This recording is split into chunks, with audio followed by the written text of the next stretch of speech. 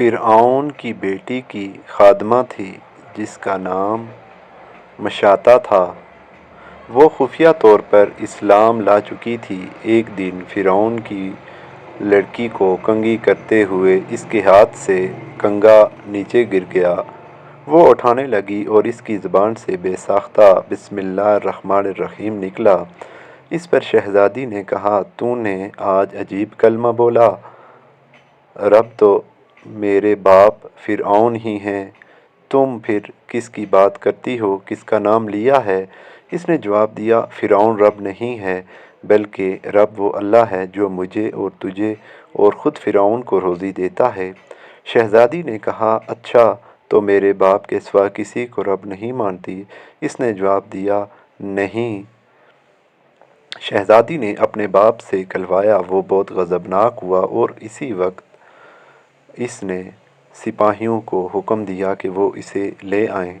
جب اس سے پوچھا گیا تو اس نے کہا، میں تجھے رب نہیں مانتی۔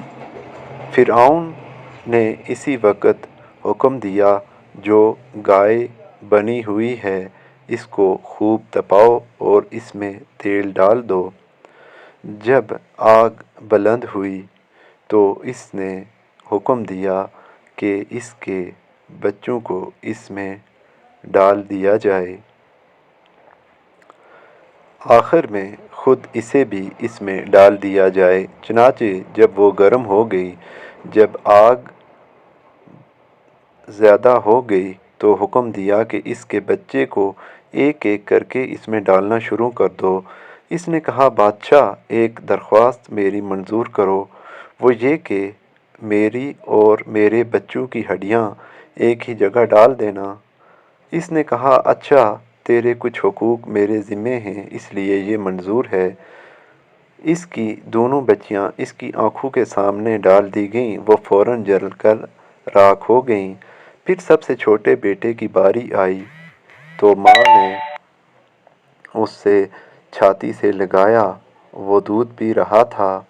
فرعون کے سپاہیوں نے اسے گھسیٹا تو ایک نیک بندی کی آنکھوں تلے اندھیرا چھا گیا۔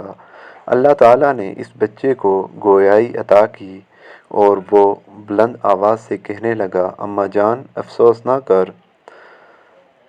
حق پر جان دینا سب سے بڑی نیکی ہے۔ چنانچہ انہیں صبر آ گیا۔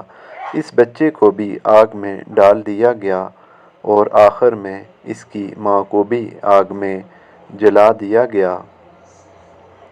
یہ خوشبو ان کی جنتی محل سے آ رہی ہے۔